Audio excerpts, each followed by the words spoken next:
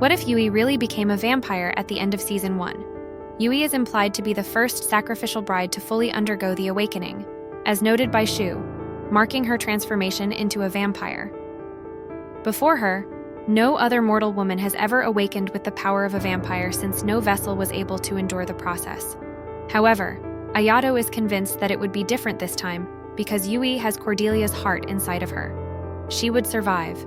So, what if, after the custom-made remedy Reiji made to kill Cordelia once and for all, Yui lived and awakened as a vampire?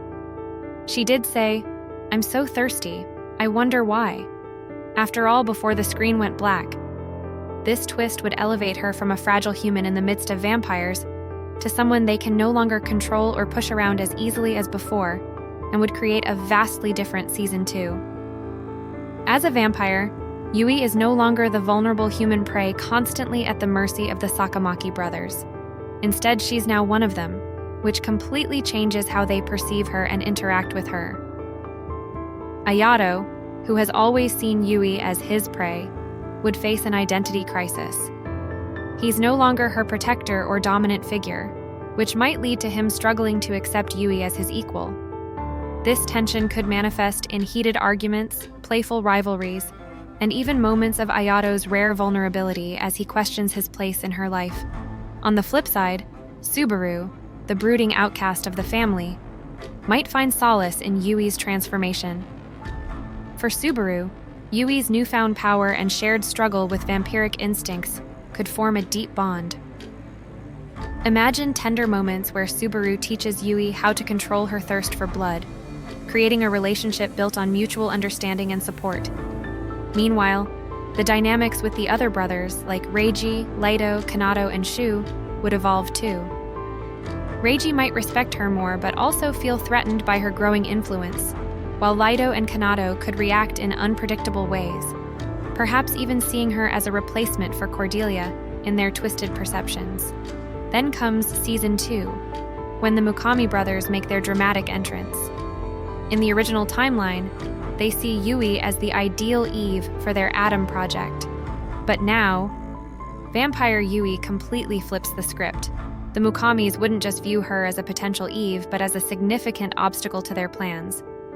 Ruki, ever the strategist, might try to manipulate her with charm and wit, only to find himself failing.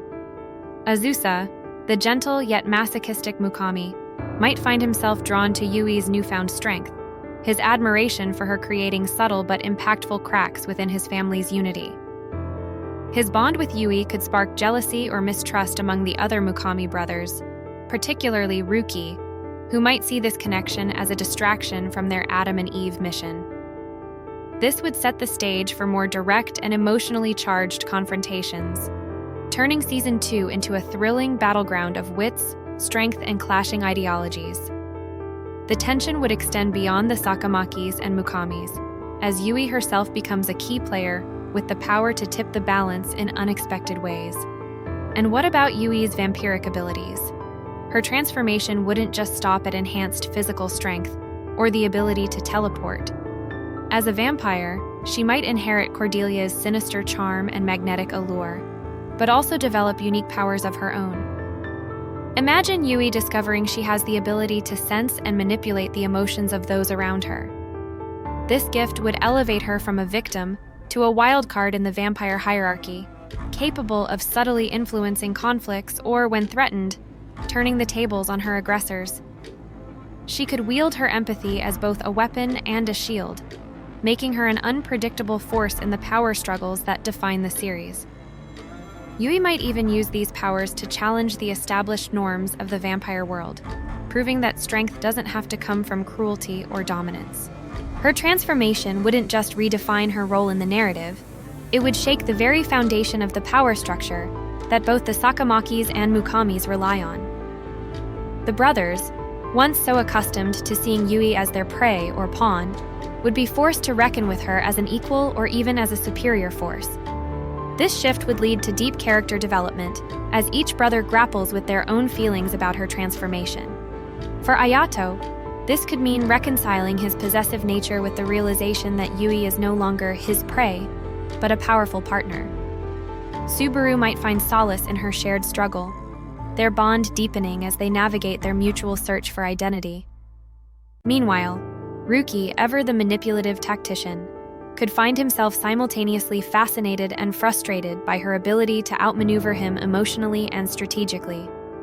And let's not forget the romantic subplots. Vampire Yui could now take a more active role in her relationships, exploring her feelings with a newfound confidence. The dynamics with Ayato, Subaru, or even Ruki could shift from one-sided pursuits to mutual partnerships, adding depth and complexity to the romance. The chemistry with Ayato, for example, could evolve into playful rivalry mixed with genuine affection, while her connection with Subaru might blossom into a tender alliance built on shared pain and understanding. Even Ruki's cold demeanor could crack under the weight of Yui's unpredictability, leading to moments of vulnerability that add richness to their interactions. As tensions rise between the Sakamakis and Mukamis, Yui's presence would serve as a catalyst for an all-out war. Picture her standing at the center of the storm, using her newfound strength and wisdom to sway the tides of battle. Would she use her abilities to broker peace, uniting the two feuding clans under a common cause?